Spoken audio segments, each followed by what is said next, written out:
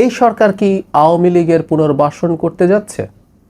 এটার একটা উৎস আছে। আমার একটা বক্তব্যকে কেন্দ্র করে এই ধরনের প্রশ্ন কেউ কেউ করছেন। গতকাল ছিল মঙ্গলবার এবং প্রতি মঙ্গলবার সরকারের পক্ষ থেকে আমি একটা প্রেস ব্রিফিং করি তথ্য মন্ত্রণালয়ের হয়ে, যেখানে সব মিনিস্ট্রির কিছু আপডেটেড তথ্য দেওয়া হয় এবং পরবর্তীতে যে কোনো ইস্যুতে প্রশ্ন করার একটা সুযোগ সাংবাদিকদেরকে দেওয়া হয় এবং সেখান থেকে সেই প্রশ্নগুলোর জবাব যতটা সম্ভব দেওয়ার চেষ্টা করি। সরকার ট্রান্সপারেন্ট থাকতে চায়, সেই কারণে এই যোগাযোগটা মিডিয়ার মাধ্যমে জনগণের সাথে সরকার করতে চেয়েছে। এবং এখানে মাঝে মাঝেই কিছু প্রশ্ন আসে যেগুলো কেউ কেউ বিশেষ উদ্দেশ্যে করতে পারেন, কিন্তু তারপরও আমরা চাই সেগুলোকে ফেস করতে। একটা প্রশ্ন এসেছিল, সেটা হচ্ছে আওয়ামী লীগের লোকজন আসছে যে স্থানীয় সরকার নির্বাচন, সেখানে পার্টিসিপেট করতে পারবেন কিনা। মানে এতে যে জবাব আমি দিয়েছি যথেষ্ট ব্যাখ্যা করে দিয়েছি, এরপর আসলে খুব অস্পষ্টতা থাকার কারণ নেই। কিন্তু যে ঘটনাটা ঘটে ইদানিং, সেটা হচ্ছে অনেক মেইন স্ট্রিম মিডিয়ার কথাও বলছি, তারা আমার বক্তব্য থেকে একটা বাক্য নিয়ে তারা হেডলাইন করেন এবং সেই হেডলাইন দেখে অনেকে এর বেশি কিছু আর পড়েন না।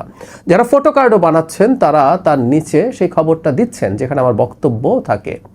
সবাই যে একইভাবে করছেন তা না, কেউ কেউ আবার এভাবে বলার চেষ্টা করছেন যে আওয়ামী লীগের লোকজনের নির্বাচনে, স্থানীয় সরকার নির্বাচনে পার্টিসিপেশন নিয়ে আমি যা বলেছি এরকম হেডলাইন করেও কেউ কেউ নিউজ করেছেন, তাতেও সমস্যা হয়নি। কিন্তু যে বললাম, ওই ফটো কার্ডগুলো দেখেই অনেকে সিদ্ধান্ত নিচ্ছেন এবং আমাকে অনেকে ব্যক্তিগতভাবেও জানতে চেয়েছেন আমি এ ধরনের কথা কেন বলেছি। একটু আসা যাক, একটু ক্ল্যারিফাই করা যাক। আমি ওখানে করেছি, আবারও আমি আমার এই চ্যানেলে একটু কথা বলে রাখা দরকার বলে মনে করছি। আমাকে প্রশ্ন করা হয়েছিল যে আওয়ামী লীগের লোকজন স্থানীয় সরকার নির্বাচনে পার্টিসিপেট করতে পারবেন কিনা। আমার জবাবটা খুব সহজ ছিল, সিম্পল ছিল। আমরা নিশ্চয়ই জানি স্থানীয় সরকার নির্বাচনে কোনো পার্টি পার্টিসিপেট করছে না। বেশ আগে একটা সময় এটা ছিল, কিন্তু মাঝখানে আওয়ামী লীগের সময় একটা আইনে পরিবর্তন করে যেটা করা হয়েছিল, স্থানীয় সরকার নির্বাচনগুলোর ক্ষেত্রে উপজেলা বা ইউনিয়নের চেয়ারম্যান বা পৌরসভা এবং সিটি কর্পোরেশনের মেয়রদের ক্ষেত্রে দল ছিল, দলীয় প্রতীকে নির্বাচন হতো। মেম্বার বা কাউন্সিলরের নির্বাচনটা ব্যক্তি করতেন, সেখানে কোনো দলের কোনো প্রতীক থাকতো না। এই আইনটা সংশোধন করে, মানে আওয়ামী লীগের সময় যেটা ছিল সেটা সংশোধন করে আবার আমরা আগের জায়গায় ফিরে গেছি। তার মানে এখন চেয়ারম্যান, মেম্বার, মেয়র, কাউন্সিলর সবাই নির্দলীয়ভাবে নির্বাচন করবেন। তার মানে স্থানীয় সরকার নির্বাচনে কোনো দল বা দলীয় মার্কার অস্তিত্ব নেই, সবাই এখানে ব্যক্তি হিসাবে আসবেন। অর্থাৎ বিএনপি নেই, জামাত নেই, আওয়ামী লীগও নেই, অন্য কোনো দলও নেই। বিএনপি চেষ্টা করবে বা জামায়াত ইসলামী চেষ্টা করবে তাদের সমর্থিত একজন প্রার্থী দেওয়ার এবং মানুষের কাছে সেটা জানানোর যে উনি মূলত এই দলের মানুষ, মানুষ এভাবে জানবে। সেই মানুষটাকেও একটা ভিন্ন প্রতীক বরাদ্দ দেওয়া হবে, বিএনপির প্রার্থীকে, জামাতের প্রার্থীকে, সেটা দলীয় প্রতীক না। এখন এখানে একজন আওয়ামী লীগের সদস্য ছিলেন যিনি, বা আওয়ামী লীগের কোনো পদে সর্বশেষ অবস্থায় ছিলেন যিনি, তিনি যদি নির্বাচন করতে চান তিনি ব্যক্তি হিসাবে যাবেন, তিনি আওয়ামী লীগের কেউ হয়ে যাবেন না। এবং তাকে শর্ত পূরণ করতে হবে যোগ্যতা অযোগ্যতার, সেই পদে তিনি নির্বাচন করতে যাচ্ছেন। যেমন ধরি আমরা উপজেলা যে পরিষদ আইন, সেখানে উপজেলা চেয়ারম্যান, ভাইস চেয়ারম্যান হওয়ার জন্য কি কি যোগ্যতা অযোগ্যতা আছে সেটা ধারা 8-এ বিস্তারিতভাবে উল্লেখ করা আছে। কোনো ব্যক্তি এই শর্তগুলো যদি ফুলফিল করার জন্য যা যা লাগবে সেটা, এবং যা থাকা চলবে না সেটা যদি তার না থাকে, তিনি সেটা করতে পারেন। কি থাকলে নির্বাচন করা যাবে না এই শর্তের মধ্যে কোথাও লেখা নেই এখন পর্যন্ত অন্তত। তিনি কোনো কালে আওয়ামী লীগ করেছিলেন, আওয়ামী লীগের কোনো পদে ছিলেন, এরকম কোনো শর্ত নেই যে এটা থাকলে নির্বাচন করতে পারবেন না। সো এই আইনটা যেটা আছে, যেটার ভিত্তিতে এই নির্বাচনটা হবে, অন্যান্য ক্ষেত্রেও একই কথাই, একই রকমই থাকবে। সেই ক্ষেত্রে আসলে যেহেতু তাকে বার দেওয়া হচ্ছে না, তিনি নির্বাচন করতে পারবেন। আমি এইটুকু কথাই বলার চেষ্টা করেছি। এখানে আবারও বলছি, পার্টির আলোচনা একেবারেই অপ্রয়োজনীয়, কারণ নির্বাচনটা হচ্ছে ব্যক্তির মধ্যে। শর্ত ওটাই, তিনি যদি শর্ত ফুলফিল করতে পারেন তিনি নির্দ্বিধায় নির্বাচন করে ফেলতে পারবেন, এটুকু করতে হবে। এখন এটা আমি বুঝি যে আমাদের মধ্যে যে ট্রমা আছে দীর্ঘ সময়ের, আওয়ামী লীগের সময়ের মানে অ্যাক্টিভিজমের আলাপ যদি কেউ করি, মানে আমার এখন মনে হয় আর কি, আমাকে অনেকে ব্লেম করছেন যে আমি পুনর্বাসন করতে যাচ্ছি কিনা, আমি সরকারের হয়ে এই কথাগুলো আনছি, আওয়ামী লীগকে এই সরকার পুনর্বাসিত করার চেষ্টা করছে, এই অভিযোগগুলো যখন করে আমার কাছে খুব হাস্যকর মনে হয়। এবং এমন সব মানুষ করেন, তারা কে কী করেছেন আমরা আসলে জানি। আমি আমার ব্রিফিংয়েই বলেছি যে আওয়ামী লীগের কর্মকাণ্ড নিষিদ্ধ থাকার ব্যাপারে কিন্তু সরকারের সিদ্ধান্ত আছে। সন্ত্রাস দমন আইন 2009, যেটার একটা ধারা পরিবর্তনের মাধ্যমে আওয়ামী লীগের কর্মকাণ্ড নিষিদ্ধ করা হয়েছিল অধ্যাদেশের মাধ্যমে, সেই অধ্যাদেশটাকে আইনে পরিণত করেছে বর্তমান সরকার, সংসদে সেটা পাশ করেছে। তার মানে আওয়ামী লীগের কর্মকাণ্ড নিষিদ্ধ থাকবে, সে আইন সরকার বলবৎ রেখেছে। সুতরাং আওয়ামী লীগের কর্মকাণ্ড নিষিদ্ধের ব্যাপারে সরকারের সদিচ্ছার কোনো রকম কোনো অভাব নেই। সেই নিষিদ্ধতা কতদিন? যতদিন তাদের আইসিটিতে বিচার হয়ে সিদ্ধান্ত না হবে। এখন পর্যন্ত পরিস্থিতিটা সেই জায়গায়। সেই সরকারের মধ্যে থেকে এখন যেটা আইনে থাকবে না, তেমন কিছু গায়ের জোরে করার আসলে সুযোগ নেই। আমাদের আবেগ, আমাদের অনেক কিছু বিরুদ্ধে যেতে পারে, কিন্তু একটা রাষ্ট্র, একটা সরকার আইন মেনে চলবে, আইন মেনে চলা উচিত। এটাও সবচেয়ে জরুরি কথা। আমরা একটা সময় মনে করতাম একটা মানুষ নিশ্চিতভাবে অপরাধী, এটা যদি আমরা বুঝতে পারি তাকে গুলি করে মেরে ফেলা যায়। এক্সট্রাজুডিশিয়াল কিলিংয়ের পক্ষে আমরা বহু মানুষের সম্মতি দেখেছি, একটা সময় ফাইট করেছি, ব্লগে লিখতাম তখন বছরের পর বছর। সো আমরা ক্ষোভ থেকে, দুঃখ থেকে মাঝে মাঝে কোনো সিদ্ধান্ত নিতে পারি, ভাবতে পারি, কিন্তু রাষ্ট্র বা সরকার আইনের বাইরে যেতে পারে না। কোনো কালে আওয়ামী লীগ করেছে, আওয়ামী লীগের সর্বশেষ যে পরিস্থিতি ছিল সেখানে কেউ আওয়ামী লীগের কোনো পদে ছিলেন, উনি যদি নির্বাচনে এসে আওয়ামী লীগের কোনো প্রচারণা না করেন, আওয়ামী লীগের প্রচারণা করা কিন্তু শাস্তিযোগ্য অপরাধ। সন্ত্রাস দমন 2009 অনুযায়ী যে তাদের কর্মকাণ্ড নিষিদ্ধ করা হয়েছে, সেটা করলে তাকে আমরা আইনের আওতায় নিয়ে আসতে পারবো। কিন্তু সেটা যদি তিনি না করেন, তিনি একজন ব্যক্তি হিসেবে নির্বাচন করেন এবং আইন তাকে কোনো আর যদি না দেবে না, আসলে তিনি সেটা করতে পারবেন। এই ব্যাপারগুলো আমাদের একটু মাথায় রাখতে হবে। একটা গণতান্ত্রিক রাষ্ট্র বা একটা রাষ্ট্র গঠন করার প্রধান জায়গাটা হচ্ছে এখানে যে এই রাষ্ট্রে আইনের মাধ্যমে চলবে সব কিছু। আমরা মানি এটা, বাংলাদেশের মতো দেশে সব ক্ষেত্রে আইনের খুব ভালো বা সঠিক প্রয়োগ হয় না, এটা কোনো দ্বিধা নেই। কিন্তু আইনের বাইরে কোনো কিছু সরকার বা রাষ্ট্র করতে চাইবে, যেহেতু আমার ভাল লাগছে না, আরেকজনের ভাল লাগছে না, সেই জিনিসটা আসলে বলা ঠিক না। আমি আশা করি আপনারা ব্যাপারটা বুঝতে পারছেন।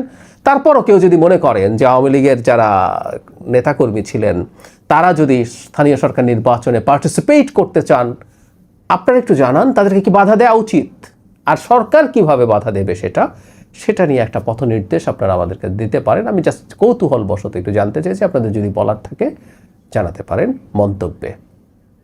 সাবেক প্রধানমন্ত্রী শেখ হাসিনা 2024-এর 5 আগস্ট তার পদত্যাগপত্র কেন রাষ্ট্রপতিকে না দিয়ে ভ্যানিটি ব্যাগে করে ভারত চলে গিয়েছিলেন, অথবা আদৌ তিনি পদত্যাগপত্র লিখেছিলেন কিনা, সে বিষয়ে অবশেষে মুখ খুলেছেন খোদ সেই সাবেক প্রধানমন্ত্রী শেখ হাসিনা। যদিও এই বিষয়গুলো অনেক পুরনো বিতর্ক, অনেক পুরনো প্রশ্ন, তারপরেও সাম্প্রতিক সময় এটি সামনে এসেছে। ভারতের অন্যতম বাংলা দৈনিক এই সময়ের সঙ্গে সাক্ষাৎকারের একটি পর্যায়ে তিনি এই বিষয়ে মুখ খুলেছেন। তাকে প্রশ্ন করা হয়েছিল যে আপনি কি আদৌ রাষ্ট্রপতি শাহাবুদ্দিন সাহেবের হাতে পদত্যাগপত্র জমা দিয়েছিলেন, অথবা 3 পাতার একটি পদত্যাগপত্র আপনি লিখেছিলেন যা পরে আর স্বাক্ষর করে জমা দেননি, কেন? উত্তরে শেখ হাসিনা বলছেন যে 5 আগস্ট কোনো স্বাভাবিক দিন ছিল না। সেদিন বাংলাদেশকে একটি ভয়াবহ সংঘর্ষের দিকে ঠেলে দেওয়া হয়েছিল। গণভবনের দিকে উন্মত্ত জনতা ছুটে আসছিল, রাষ্ট্রীয় নিরাপত্তা ব্যবস্থা ভেঙে দেওয়ার চেষ্টা করা হয়েছিল, পুলিশ প্রশাসন, নিরাপত্তা কাঠামো সহ সব জায়গায় চাপ, বিভ্রান্তি এবং পরিকল্পিত অস্থিরতা তৈরি করা হয়েছিল। তাকে এবং তার বোনকে হত্যা করার উদ্দেশ্যেই গণভবনের দিকে কিছু উন্মত্ত জনতা ছুটে আসছিল এবং তাদের বক্তব্য ছিল একটি, তা হচ্ছে লাশ ফেলে দেওয়া হলে বা একের পর এক লাশ ফেলা হলে সরকার পড়ে যাবে। এমনকি ভুয়া আইডি কার্ড তৈরি করেও গণভবনের লোক নিয়ে আসা হয়েছিল। একটা পর্যায়ে এসে তিনি মূল প্রসঙ্গে বলছেন যে সেই অল্প সময়ে, অর্থাৎ তাকে 30 থেকে 40 মিনিটের মধ্যে গণভবন ছাড়তে হবে, সেই সময়ে বসে বসে পদত্যাগপত্র লেখার মতো কোনো সময় তার হাতে ছিল না। এবং তিনি বলছেন যে তিনি যে দেশ ছাড়বেন এই বিষয়টিও ততক্ষণ তিনি জানেন না। তিনি প্রস্তুতি নিচ্ছিলেন টুঙ্গিপাড়ায় চলে যাওয়ার। এবং একটা সময় তিনি বলছেন যে আমাকে পদত্যাগ করার সময় দেওয়া হয়নি। সংবিধান অনুযায়ী স্বহস্তে লিখিত পদত্যাগপত্র সশরীরে মহামান্য রাষ্ট্রপতির সামনে উপস্থিত থেকে তার হাতে তুলে দেওয়াটাই নিয়ম, কিন্তু সেই সুযোগ আমি পাইনি। গণভবন আক্রমণ করতে এলে আমার হাতে সাকুল্যে 30 থেকে 40 মিনিটের সময় ছিল, যার মধ্যে সেই স্থানটি ত্যাগ করতে হবে। তিনি যে পদত্যাগপত্র জমা দেননি এটি চরম সত্য, এটি নিয়ে কোনো বিতর্ক নেই। কিন্তু তিনি পদত্যাগপত্র আদৌ লিখেছিলেন কিনা, ভ্যানিটি ব্যাগে করে নিয়ে গিয়েছিলেন কিনা, এখন সেই প্রশ্নটি এসেছে। তো রাষ্ট্রপতি থেকে শুরু করে সেনাপ্রধান কিংবা সচিবালয়ের দায়িত্বশীল কোনো কর্মকর্তার কাছেও এ ধরনের কোনো পদত্যাগপত্র খুঁজে পাওয়া যায়নি। এটাও তো চরম সত্য কথা, এটি প্রমাণিত সত্য। এমনকি 8 আগস্ট যেদিন ডক্টর ইউনূস শপথ নিলেন প্রধান উপদেষ্টা হিসেবে, তার আগে সুপ্রিম কোর্টের প্রধান বিচারপতি একটি নির্দেশনা দিয়েছিলেন সংবিধানের 106 অনুচ্ছেদ অনুযায়ী। সে বিষয়ে আইন উপদেষ্টা একটা সময় দেশের জনগণকে বললেন যে সুপ্রিম কোর্টের আপিল বিভাগ থেকে জানতে চাওয়া হয় এই পরিস্থিতিতে করণীয় কী। সংবিধানের 106 অনুচ্ছেদ অনুযায়ী উদ্দেশ্যমূলক এখতিয়ার প্রয়োগ করে জানতে চাওয়া হয়। সেটার পরিপ্রেক্ষিতে তৎকালীন সুপ্রিম কোর্টের প্রধান বিচারপতি এবং সব বিচারপতি মিলে 106 অনুচ্ছেদের অধীনে মতামত দেন রাষ্ট্রপতির রেফারেন্সের ভিত্তিতে, অর্থাৎ রাষ্ট্রপতির সম্মতিতেই সব কিছু হবে। তো সেই রেফারেন্সের যে পত্র, তাতে উল্লেখ ছিল যে দেশের বর্তমান উদ্ভূত পরিস্থিতিতে যেহেতু প্রধানমন্ত্রী পদত্যাগ করেছেন, তারপর আরও অন্য জিনিস লেখা ছিল যে এই বিষয়গুলো তো ডাহা মিথ্যা কথা। তার কারণ এই যে প্রধান বিচারপতি সহ অন্যান্য বিচারপতিরা মিলে, সবাই মিলে ঐকমত্যের ভিত্তিতে তারা মতামত দেন। ওই সময় তো রাষ্ট্রপতি সেনানিবাসে আশ্রয়ে ছিলেন, আরও কোনো বিচারপতি ছিল, এটিও পুরনো বিতর্ক। তো শেখ হাসিনার বক্তব্যই সম্ভবত সঠিক, তিনি কোনো পদত্যাগপত্র লেখারই সময় পাননি। এবং তার চেয়ে বড় বাস্তবতা হচ্ছে তিনি আদৌ কোনো পদত্যাগপত্র লিখেছেন কিনা, লিখে থাকলেও সেটি কেন জমা দিতে পারেননি। বড় বাস্তবতা হচ্ছে যে এইগুলোর এখন আর কোনো দরকার নেই। তার কারণ তিনি পদত্যাগপত্র লিখে তা জমা দিলেও তিনি প্রধানমন্ত্রী নেই, তিনি জমা দিলেও প্রধানমন্ত্রী অবস্থায় নেই বা সেই সরকার নেই, এটাই চরম বাস্তবতা। শেখ হাসিনা এই সময়ে দেওয়া সাক্ষাৎকারে আরও বেশ কিছু বিষয়ে কথা বলেছেন, দলের পুনর্গঠন, দলের নেতৃত্বে পরিবর্তন ইত্যাদি এই বিষয়ে।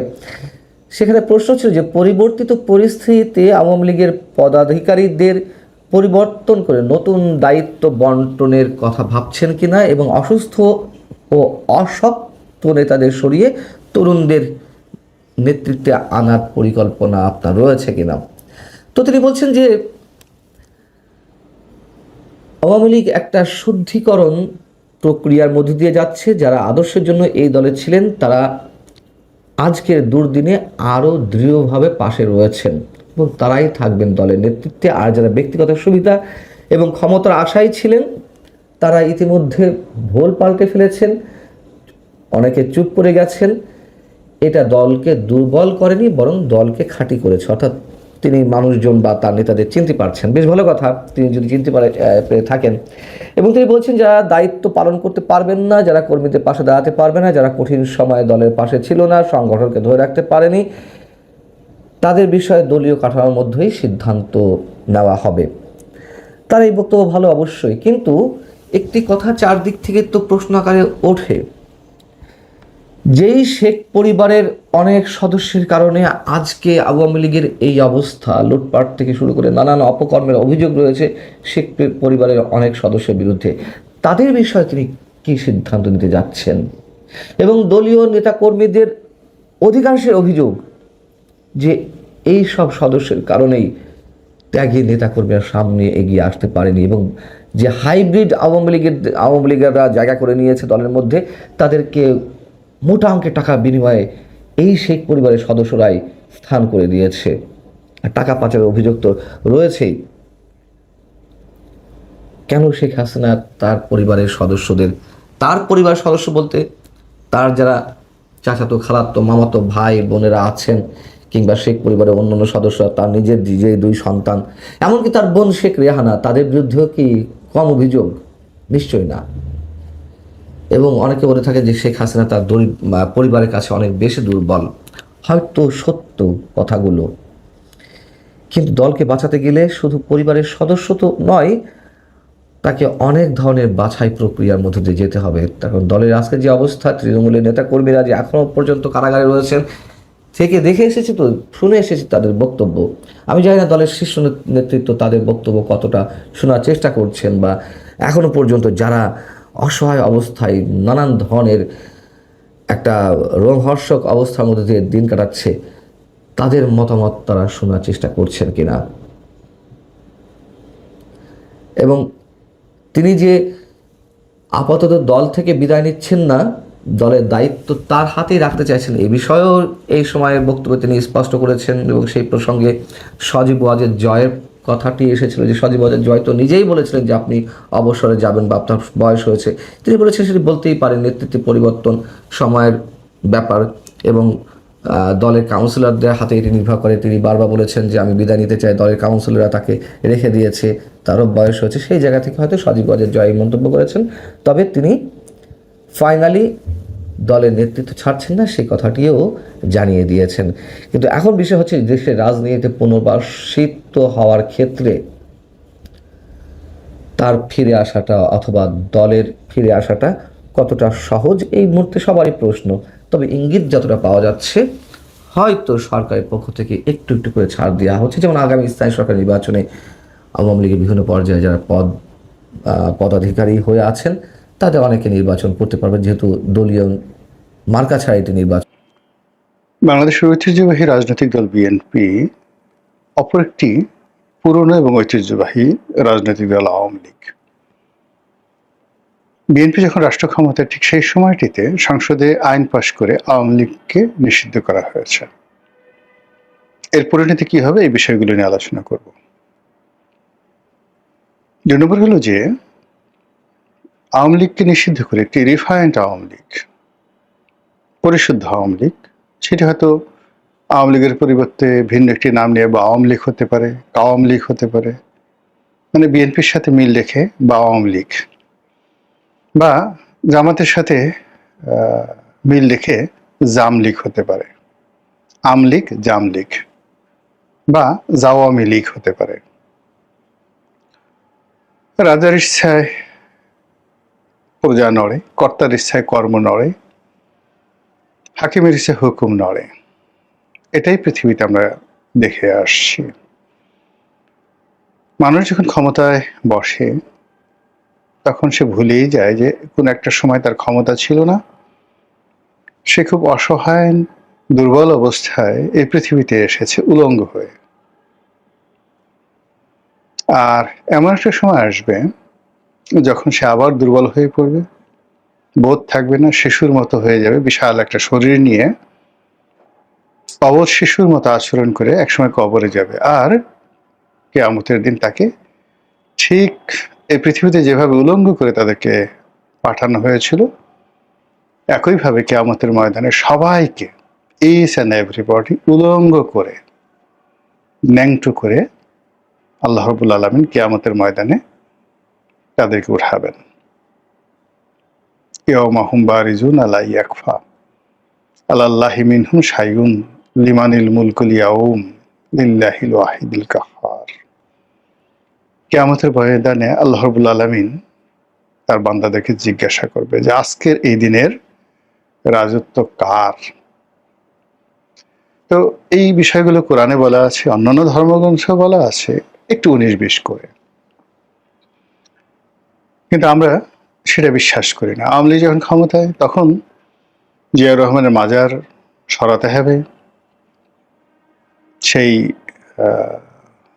জিয়াউর রহমানকে, বেগম জিয়াকে, তারেক জিয়াকে গালাগাল করতে হবে। জাতীয় পার্টি যখন ক্ষমতায়, তখন বিএনপি এবং আওয়ামী লীগ দুটো দলকে শেষ করতে হবে। বিএনপি যখন ক্ষমতায়, তখন জাতীয় পার্টি, আওয়ামী লীগ দুটো দলকে শেষ করতে হবে। এই ধারাবাহিকতা যখন চলছিল, এর মধ্যে একটা অবিস্মরণীয় বিপ্লব হয়ে গেল। সেই বিপ্লবের সময়টি তো যে ঘটনাটি ঘটেনি, সেটি গণতান্ত্রিক নামধারী বা গণতন্ত্রের বেশধারী বর্তমান বিএনপি সরকার, সেই জমানাতে আওয়ামী লীগকে নিষিদ্ধ করা হলো। ভালো কথা। এখন আওয়ামী লীগকে নিষিদ্ধ করে আওয়ামী লীগকে কি শেষ করে দেওয়া যাবে? দুটো উদাহরণ দিলে বুঝতে পারবেন যে সংগঠনগুলো, যেমন ধরেন আইএস, নকশাল, আল কায়েদা, যাদের জীবনটা শুরু হয় যাকে বলা হয় সন্ত্রাসী কর্মকাণ্ড দ্বারা, হত্যা দ্বারা, গুম দ্বারা, যেমন পূর্ব বাংলার সর্বহারা পার্টি আমাদের দেশে, এই সংগঠনগুলো নিষিদ্ধ করা যায়। নিষিদ্ধ করলে তারা আবার গড়ে উঠবে এরকম ঘটনা পৃথিবীতে নেই। সেই অর্থে আওয়ামী লীগ কি আন্ডারগ্রাউন্ডের কোনো নিষিদ্ধ সংগঠন কিনা, জেএমবি কিনা, হরকাতুল জিহাদ কিনা? এটা হলো প্রথম প্রশ্ন। কোনো রাজনৈতিক দলকে কখনো নিষিদ্ধ করে নির্মূল করা যায়নি। যেমন আমাদের দেশে কয়েকটি বড় বড় রাজনৈতিক দল নির্মূল হয়ে গেছে। মুসলিম লীগ নির্মূল হয়ে গেছে, খেলাফতে রব্বানি নির্মূল হয়ে গেছে, কৃষক শ্রমিক প্রজা পার্টি যেটা করেছিলেন সেটা বাংলা ফজলুল হক নির্মূল হয়ে গেছেন। নির্মূল না, ঠিক সেই দলগুলোর অস্তিত্ব নাই। নির্মূল মানে কাউকে একেবারে মূল থেকে টেনে ছুঁড়ে ফেলে দেওয়া, নট লাইক দ্যাট। মানে এই দলগুলো ভ্যানিশ হয়ে গেছে। তারপর খেলাফতে রব্বানি পার্টি, তারাও বিলুপ্ত হয়ে গেছে। মাওলানা আব্দুল হামিদ খান ভাসানীর এত বড় দল, জাসদ বেশ কয়েকটা ভাগে বিভক্ত হয়ে নিবু নিবু করছে। কমিউনিস্ট পার্টির যে বিশাল দাপট, সেটি এখন কোনো মতে ধুক ধুক করে জ্বলছে। অন্যদিকে বাসদ সহ অন্যান্য ছোট ছোট যে সকল দল আছে, তাদের অবস্থা বেশি একটা ভালো নয়। তো আমি যতটুকু পড়েছি সেটা হলো যে কখনো নেতৃত্ব সংকটে, কখনো পলিটিক্যাল যে তাদের যে ধ্যান ধারণা, চিন্তা চেতনা, এগুলোকে জনগণ আর গ্রহণ করতে চায় না।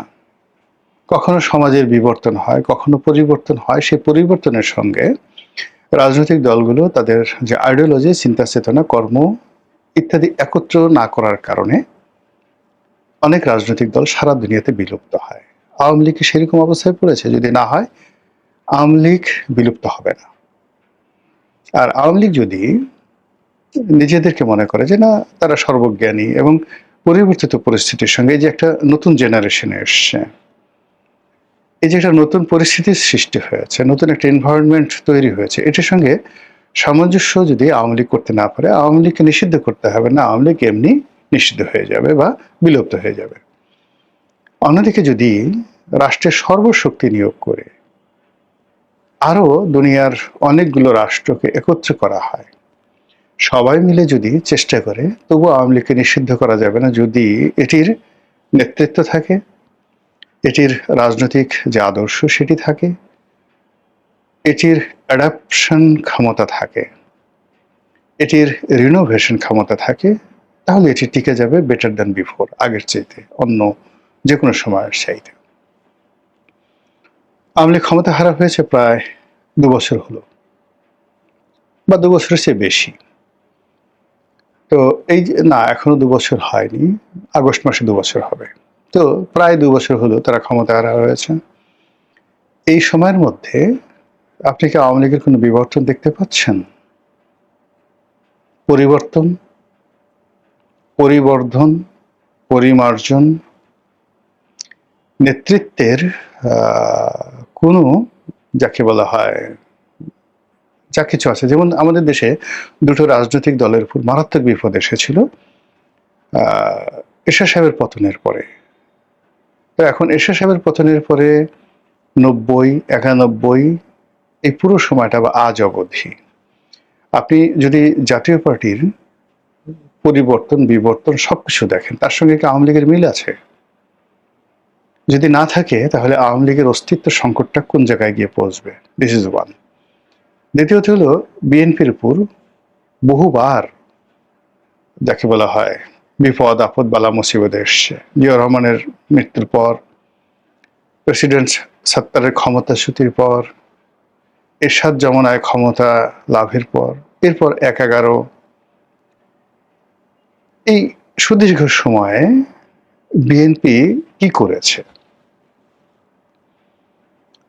বেগম জিয়া কি করেছেন, তারেক জিয়া কি করেছেন, মির্জা ফখরুল কি করেছেন, আগের যারা নেতৃবৃন্দ ছিলেন তারা কি করেছেন, আর আওয়ামী লীগ এখন কি করছে। এরকম একটা পরিস্থিতিতে যেমন তারেক রহমান সাহেবকে একেবারে রীতিমতো প্রোটোকল দিয়ে রাষ্ট্র এগ্রি করে চিকিৎসার নামে তাকে বিদেশে পাঠানো হলো। তিনি সেখানে গিয়ে বলে গেছিলেন যে আমি আর রাজনীতি করবো না, কিন্তু তিনি বিদেশে গিয়ে রাজনীতি শুরু করলেন। কিন্তু বাংলাদেশের মানুষের কিছু করার ছিল না, কিন্তু তিনি ছাড়া তার পুরো পরিবার, আত্মীয় স্বজন, বন্ধু বান্ধব সবাই দেশে ছিল, জেলে ছিল। কিন্তু আওয়ামী লীগের ক্ষেত্রে কি আজকে সেটি প্রযোজ্য? যদি সেটি প্রযোজ্য না হয় তাহলে আপনি কি করবেন? এদেশে রাজনীতি করতে হলে আওয়ামী লীগের সবাইকে দেশে ফিরে আসতে হবে, এটা বাংলা কথা। দিল্লিতে থেকে, কলকাতাতে থেকে, নিউ ইয়র্কে থেকে, ইন্টারনেটে থেকে যারা মানে ইল্লু পিঙ্কুদের মতো গালাগালি করতে পারে, এই সমস্ত লোকের ঘাড়ে ভর করে সেই বিদেশে বসে, নিউ ইয়র্কে বসে, কানাডাতে বসে আপনি তারেক রহমান সাহেবকে 10টা গালি দিয়ে এলেন, ভয় দেখালেন আসতেছি ইত্যাদি ইত্যাদি, লিখে রাখেন একেবারে তামার পাতে। পূবের সাথে পশ্চিম উঠে গেল, রাজনীতি হবে না। রাজনীতি হতে হলে মানে আপনি একটা সময় জাসদ বা সর্বহারা পার্টি তারাও তো গুপ্তভাবে অনেক কাজ করেছে। জামাত গুপ্তভাবে অনেক কাজ আমরা বলছি, কিন্তু তারপরে তো জামাতের উপর যত বিপদ আপদ গেছে সেই 1947 থেকে জামাতের একটা অংশ কৌশলগত কারণে পালিয়েছিল, চেহারা পাল্টেছে, কিন্তু তাদের সংগঠনের একটা বিরাট অংশ পথে ঘাটে মাঠে ছিল। আওয়ামী লীগ সেই জায়গাটিতে নেই।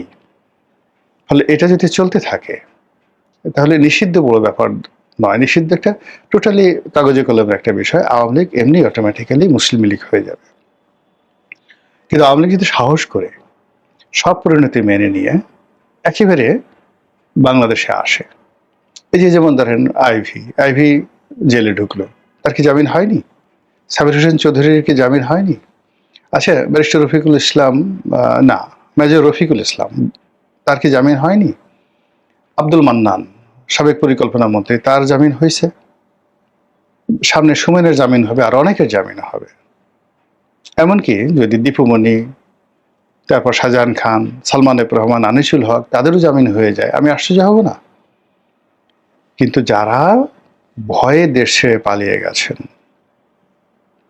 মানে তাদের ভয় ক্রমশ বাড়তে থাকবে, তাদের দুর্নাম ক্রমশ ছড়াতে থাকবে, আতঙ্ক ছড়াতে থাকবে। তারা দিন দিন ভিক্ষুক হয়ে যাবেন, মানে যত টাকা চুরি চামারি করেছেন এগুলো সব শেষ হয়ে যাবে, পথের ফকির হয়ে যাবেন। তো এইভাবে আসলে রাজনীতি চলবে না, this is one. Second thing যে আর একটি, সেটা হলো আশা করি আওয়ামী লীগের লোক, বিএনপির লোক বুঝতে পেরেছেন। ভিডিও সংক্ষিপ্ত করব। দ্বিতীয় যে বিষয়টি, সেটা হলো রিফাইন্ড আওয়ামী লীগ। আসলে পরিশুদ্ধ রিফাইন্ড আওয়ামী লীগ হয় না, গৃহপালিত কখনো বিরোধী দল হয় না। বৃহৎ শক্তির সঙ্গে ছোট শক্তি যেভাবে আপনি যুক্ত করেন না কেন, মুহূর্তের মধ্যে সেটা শেষ হয়ে যায়।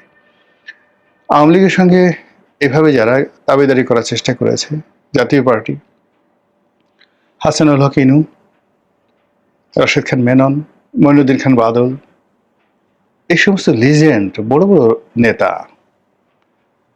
তাদের দল, রাজনীতি, ব্যক্তিত্ব সব শেষ হয়ে গেছে। সেই তুলনায় বর্তমান সরকারের সঙ্গে যারা মানে তেলবাজি করছেন, যারা সরকারের পার্ট হয়েছেন, তারা মানে যদি একজন আপনি হাসানুল হক ইনুর বর্ণাঢ্য ক্যারিয়ার ধরেন, সেই তুলনায় এখন এই সরকারের সাথে যারা আছেন তারা অবোধ শিশু, দুধ দাঁত উঠে না এখন অনেকের। তো এরশাদের সঙ্গে যারা কোলাবোরেশন করেছেন, তো সেই আসাম আব্দুর রবের মতো মানুষ, 100-150 আরো বিভিন্ন রাজনৈতিক দল, বিভিন্ন মুসলিম লীগ নিয়ে অনেকেরই বর্ণাঢ্য রাজনৈতিক ক্যারিয়ার ছিল। সেই তুলনায় বর্তমান সরকারের সঙ্গে যারা দালালি করছেন তারা কিচ্ছু না, মাছিও না, মশাও না। তো সেইভাবে যেটা বলছে যে আওয়ামী লীগ নিজেদেরকে যত কথাই বলুক না কেন, সেটা রিফাইন্ড আওয়ামী লীগ হোক, সেটা ডিজিএফআই এর কথা হোক, এনএসআই এর কথা হোক, ভারতের রয়ের দালালিতে হোক, রয়ের প্রলোভনে হোক, তারেক রহমান সাহেবের দয়ায় হোক, কোনোভাবে নিজেদেরকে রিফাইন্ড পরিচয় দিয়ে তারা যদি ক্ষমতা আসতে চায়, কারো কাছে দস্তখত দিয়ে যদি ক্ষমতায় ফিরতে চায়, কারো কাছে শৃঙ্খলিত হয়ে যদি ক্ষমতায় ফিরতে চায়, রাজনীতি ফিরতে চায়, এটা হবে না। এটা বরং আরো শেষ হয়ে যাবে। রিফাইন্ড, যখনই কোনো কিছু রিফাইন্ড করেন, তখন আর সেটার অরিজিনালিটি থাকে না। আপনি যেমন ধরেন ওয়াটার, পানিকে আপনি যখন ডিস্টিল ওয়াটার করেন, সেটাকে আর মিনারেল ওয়াটার বলে না, সেটা ডিস্টিল ওয়াটার হয়ে যায়। ডিস্টিল ওয়াটার খাওয়া যায় না। রিফাইন্ড মিন্স আপনি স্প্রিট, সেটাকে আপনি রিফাইন্ড স্প্রিট করেন, সেটা আপনি খেতে পারবেন না। প্রত্যেকটা জিনিস, এই যে প্রসেস ফুড, আমাদের দেশে যে আমরা যে সকল প্রসেস ফুড বা ফাস্ট ফুড বলি, এগুলো শরীরের জন্য কেন ক্ষতিকর? এর কারণ হলো এগুলোর মধ্যে যে ন্যাচারাল ইনগ্রিডিয়েন্টস যেগুলো থাকে, সেই ইনগ্রিডিয়েন্টস থাকে না, প্রাকৃতিক যে বৈশিষ্ট্য সেটা থাকে না। তো সেই দিক থেকে রাজনৈতিক দল হিসেবে আওয়ামী লীগের কতগুলো প্রাকৃতিক বৈশিষ্ট্য রয়েছে, সেটা যদি না থাকে আওয়ামী লীগের আর কোনো অস্তিত্ব থাকবে না। একটা গোখরা সাপ, তার বৈশিষ্ট্য ফুসফাস করবে, ফনা তুলবে, কিন্তু আপনি যদি তার দাঁত ভেঙে দেন, লেজ ভেঙে দেন, কোমর ভেঙে দেন, ফনা আর তুলতে পারছে না, দুর্গন্ধ ছড়াবে, সাপ আপনার দেখতে ইচ্ছা করবে না, ওই সাপ আপনার ভালো লাগবে না, ভয়ও লাগবে না। তেমনি রিফাইন্ড যদি হয়ে যান, সেটা জাতীয় পার্টি বলেন, বিএনপি বলেন, সবকিছু বলেন, সমস্যা আছে। আপনি দেখেন না, ওই আমেরিকার কাছ থেকে যারা দস্তখত দিয়ে তারপরে আমেরিকার দালাল হওয়ার জন্য হেলিকপ্টারে করে এসে যে সমস্ত লোক আফগানিস্তানে, ইরাকে, সিরিয়াতে ক্ষমতায় বসেছিল, এমনকি আমাদের বাংলাদেশে এই যে ডক্টর মোহাম্মদ ইউনূস এবং তার যারা সাঙ্গপাঙ্গ, তাদের এই অবস্থা কি? এই অবস্থা কেন? তারা সবাই একটা রিফাইন্ড হয়ে আসছিল, আমেরিকা থেকে রিফাইন্ড হয়ে আসছিল। আবার ধরুন, বর্তমান সরকার সম্পর্কে নানা রকম বদনাম ছড়াচ্ছে, তারা আমেরিকার সঙ্গে একটা নেগোসিয়েশন করে আসছে, ভারতের একটা গ্রিন সিগন্যাল নিয়ে আসছে। যদি ঘটনা সত্য হয়, সরকারের জন্য কত বড় বিপদ আপনি কল্পনাই করতে পারবেন না। রাজনীতি একটা প্রমত্ত নদীর মতো, বাধাহীন, বন্ধনহীন, ঝড়ো হওয়া কালবৈশাখীর মতো। এটা বাদ দিয়ে হয় না, এটা শৃঙ্খল পুরিয়ে হয় না, কৃতদাস দিয়ে। শেষ পর্যন্ত ষড়যন্ত্রকারী, অপপ্রচারকারী এবং লোভীদের মুখে ছাই পড়ল। শেখ হাসিনা দ্ব্যর্থহীন ভাষায় ঘোষণা করলেন, 1981 সালে যখন আমি দেশে ফিরেছিলাম, তখন বাংলাদেশের আপামর জনসাধারণ ছিল আমার পরিবার। আজ আমার সেই পরিবার নির্যাতিত, নিষ্পেষিত। এই বিপন্ন মানুষদের ছেড়ে আমি কোথায় যাব? অবসরে যাবেন শেখ হাসিনা, তাকে আর কেউ চাইছে না, তিনি এখন শারীরিকভাবে সক্ষম না। এ জাতীয় মিথ্যা প্রচারণামূলক যে ন্যারেটিভ, সেই ন্যারেটিভের চূড়ান্ত অবসান করে দিলেন শেখ হাসিনা। ভেতরে এবং বাইরে যারা নানা রকম অনাকাঙ্ক্ষিত অপপ্রচারে, ষড়যন্ত্রে এবং প্রলোভনে লিপ্ত হয়েছিলেন, শেখ হাসিনাকে মাইনাস দেখাবার চেষ্টায়, এমন তো কেউ কেউ গণমাধ্যমে উস্কে দিয়ে সংবাদ প্রকাশ করিয়েছিলেন আওয়ামী লীগ আর শেখ হাসিনাকে চাচ্ছে না। তাদের সে জাতীয় সকল ন্যারেটিভের অবসান হয়েছে। শেখ হাসিনা দৃঢ়তার সঙ্গে বলেছেন, নির্যাতিত, নিষ্পেষিত, বিপন্ন বাংলাদেশের মানুষকে ছেড়ে তিনি অবসরে যাবেন না। শেখ হাসিনার অবসান বা অবসর সেদিন হবে যেদিন আল্লাহ রব্বুল আলামিন তাকে স্বাভাবিক নিয়মে নিয়ে যাবেন। তার পূর্ব পর্যন্ত তিনি মানুষের পাশে আত্মোৎসর্গ করা, দেশের কল্যাণে, মানুষের মঙ্গলে নিজেকে নিবেদিত রেখেছেন এবং সেটাই অব্যাহত থাকবে। বিদেশে অবস্থানরত অবস্থায় একটি শোকসভায় অংশগ্রহণ করে তিনি খুবই পরিষ্কার ভাষায় বলেছেন। এর বাইরে তিনি ভারতের একটি পত্রিকায় সাক্ষাৎকার দিয়েছেন, যেটা বাংলাদেশের আরেকটি পত্রিকা প্রকাশ করেছে। সব কথা নির্যাস, শেখ হাসিনা ছিলেন, শেখ হাসিনা আছেন এবং শেখ হাসিনা থাকবেন। এই দ্ব্যর্থহীন ঘোষণার দুটি দিক। যারা ষড়যন্ত্র করে শেখ হাসিনাকে রাজনীতি থেকে সরাতে উদ্যমী ছিলেন, তাদের উদ্যোগ এবং উদ্যম কমে গেছে। যারা অপপ্রচারে লিপ্ত হয়ে নানাভাবে মনোবল ভেঙে দিতে চেয়েছিলেন, তাদের অপপ্রচার কোনো কাজে আসেনি। যারা নানাভাবে প্রলুব্ধ হয়েছিলেন, লোভে পড়েছিলেন, তাদের সেই লোভের যবনিকাপাত হয়েছে। এই একটা অংশ। আর দ্বিতীয় অংশ, দেশের অভ্যন্তরে এবং বাইরে থাকা শুধু আওয়ামী লীগ নয়, যারা মুক্তিযুদ্ধের চেতনায় বিশ্বাস করে, অর্থাৎ মুক্তিযুদ্ধের পক্ষের মানুষ, তাদের একটা অংশের ভিতরে নানা রকম দ্বিধাদ্বন্দ্ব ছিল। তাহলে কি শেখ হাসিনা অসুস্থ হয়ে গেছেন? তাহলে কি শেখ হাসিনার দায়িত্বে থাকছেন না? তাহলে কি আওয়ামী লীগের হাল তিনি ছেড়ে দিচ্ছেন? তাহলে কে হবেন দ্বিতীয় নেতা? কার নেতৃত্বে মুক্তিযুদ্ধের বাংলাদেশ আবার তার ঋত গৌরব পুনরুদ্ধার করবে? তাদের কাছে এখন স্পষ্ট, নেতা একজনই, সেটা শেখ হাসিনা। আর যারা আছেন আমরা সবাই কর্মী। আওয়ামী লীগের প্রাণ শেখ হাসিনা, আওয়ামী লীগের নিউক্লিয়াস শেখ হাসিনা, আওয়ামী লীগের ক্যাপ্টেন শেখ হাসিনা। আওয়ামী লীগকে 21 বছরের রাজপথে থাকা বিপর্যস্ত অবস্থা থেকে ফিরিয়ে এনে রাষ্ট্র ক্ষমতায় প্রতিষ্ঠিত করেছিলেন যিনি, তিনি শেখ হাসিনা। বঙ্গবন্ধুর খুনিদের দাম্ভিকতা চূর্ণ করে বিচারের কাঠগড়ায় দাঁড় করিয়েছিলেন যিনি, তিনি শেখ হাসিনা। যুদ্ধ অপরাধীদের ভয়াল হুঙ্কারকে নিশ্চিহ্ন করে দিয়ে তাদের বিচারের মুখোমুখি করেছিলেন যিনি, তিনি শেখ হাসিনা। বিপর্যস্ত বাংলাদেশকে মুক্তিযুদ্ধের চেতনায় ঘুরে দাঁড়িয়ে জয় বাংলা স্লোগান প্রকম্পিত করার যে ক্যাপ্টেন, তিনি শেখ হাসিনা। শেখ হাসিনাকে মাইনাস করে নানাভাবে আওয়ামী লীগের ভাগাভাগি করার চেষ্টা তো কম হয়নি। নানাভাবে যারা করেছেন তারা অনেক ভালো সংগঠক ছিলেন, কর্মীদের কাছে খুব গ্রহণযোগ্যতা ছিল। অনেকে হয়তো ভুলে গেছিলেন যে তাদের সবকিছুর উৎস তারা আওয়ামী লীগের হওয়ার কারণে তাদের এত যোগ্যতা।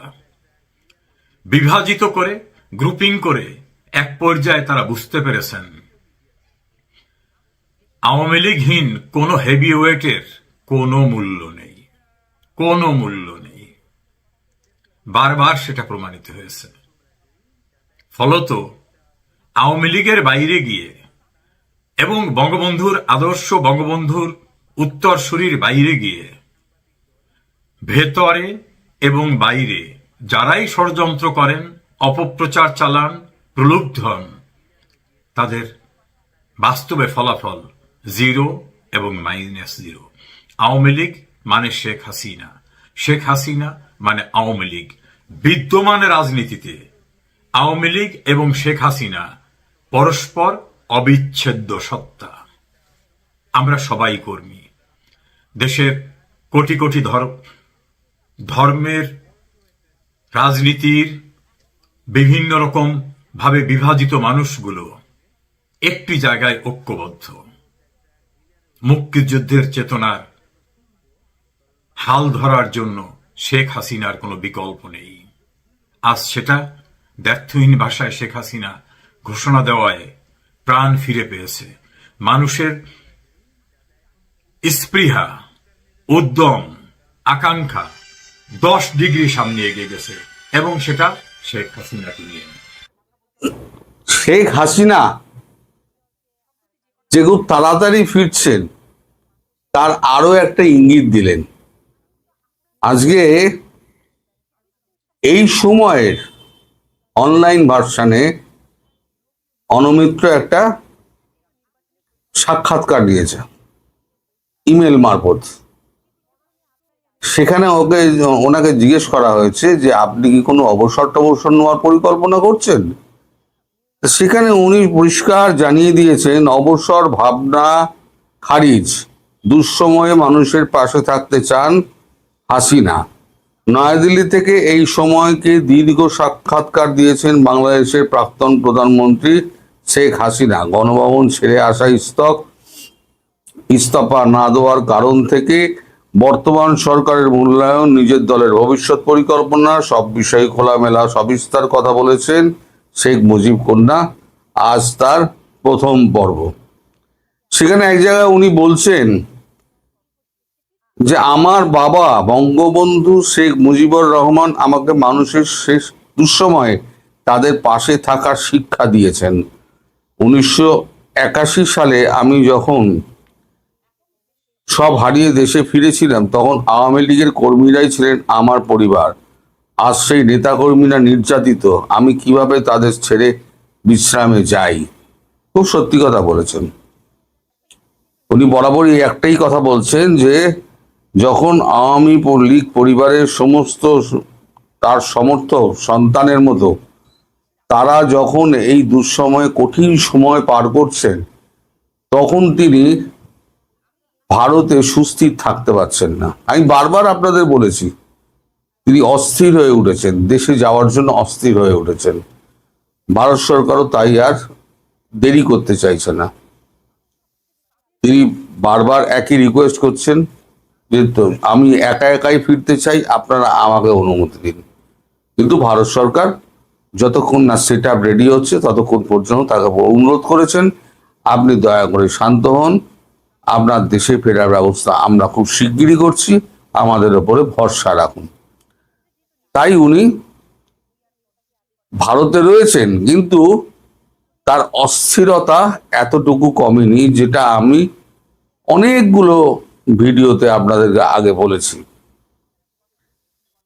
এখন তো ধরুন আপনার যখন জার্নির টাইম যখন এগিয়ে আসবে তখন দেখবেন আপনার কত তাড়াতাড়ি আপনি প্লেন ধরবেন, ট্রেন ধরবেন, বাস ধরবেন, আপনার একটা হুড়োহুড়ি থাকে মনের মধ্যে। এখন শেখ হাসিনার ভেতরেতে একটা ঝড় চলছে, কখন তিনি দেশে ফিরবেন, কখন তিনি সাধারণ মানুষের পাশে দাঁড়াবেন। এবং আমি আপনাদের যে বারবার বলি যে আমার স্থির বিশ্বাস এবং তার কথাবার্তায় যেটা আমি ধরতে পেরেছি যে উনি খুব শিগগিরই ঘোষণা দেবেন, খুব শীঘ্রই। আপনাদের একটা অকল্পনীয় ভাবে আপনাদের কাছে হাজির হবে সেই সুসংবাদটা যে কবে তিনি দেশে ফিরবেন। এখন দেশে ফেরার সমস্ত কলকাঠিগুলো নাড়া হচ্ছে। যদি তাকে দেশে ফেরানো হয় এই পরিস্থিতিতে, দেখুন একটা কথা ঠিক যে আওয়ামী লীগ কর্মীরা এখন যে মাঠে নেমে গিয়েছে তাতে ভারত অনেকটা মানে এতে আছে, নিশ্চিন্ত হয়ে আছে যে অ্যাটলিস্ট আওয়ামী লীগ কর্মীরা একটা সময় ঠেলা খেতে খেতে বিড়ালকে যখন আমি দেয়ালে কোণে ঠেলে দেবেন তখন বিড়াল দেখবেন ছিটকে লাফিয়ে এসে আপনার গলার টুটি কামড়ে ধরবে। এখন আওয়ামী লীগ কর্মীদের হচ্ছে ওই অবস্থা, সবই তো হারিয়েছি, আর কত মারবি, আর কত জেলে পড়বি। এবার হচ্ছে পাল্টা আক্রমণ, যেখানে যেখানে যাচ্ছে এই বিএনপির ছাত্র শাখা, তারপরে এই যে আমাদের বদমাইশগুলো ল্যাজ বিশিষ্ট তাদের সমস্ত সদস্য, অর্ধেক তো ছেড়ে পালিয়ে গেছে, যে কটা এখন অবশিষ্ট আছে প্রচুর মারধর খাচ্ছে, পুলিশও ভয়ের চোটে পালিয়ে যাচ্ছে। এখন আশ্বস্ত ভারত হচ্ছে এই কারণে যে আওয়ামী লীগ কর্মীরাই হয়তো শেখ হাসিনাকে নিশ্চিন্তে বাঁচিয়ে রেখে দেবে।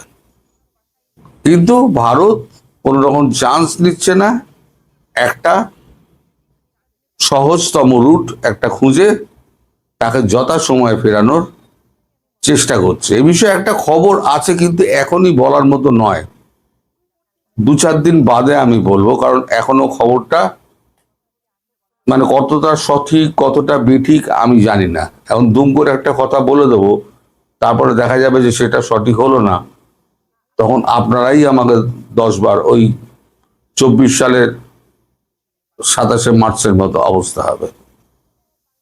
তো আমি সেই মানে এর মধ্যে যাব না, মানে বিতর্কের মধ্যে যাব না, তাই আমি ওই খবরটার মধ্যে ঢুকছি না। কিন্তু খবরটা খুব ইন্টারেস্টিং, যদি হয় 3-4 দিনের মধ্যে আমি আপনাদেরকে জানাবো। এখন এই যে পত্রিকা আজকে একটা পর্ব বেরিয়েছে, আগামীকাল আর একটা পর্ব বেরোবে।